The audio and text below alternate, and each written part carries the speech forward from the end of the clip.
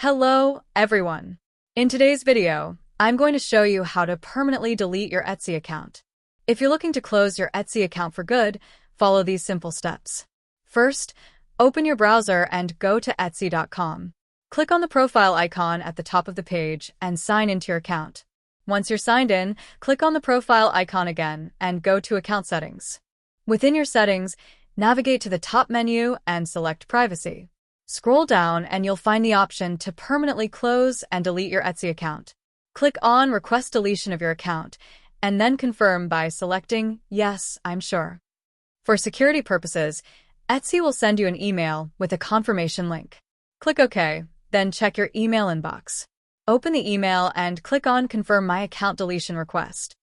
You will be prompted to log in again using your email and password.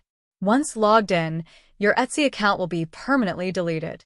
If you found this video helpful, don't forget to like and subscribe.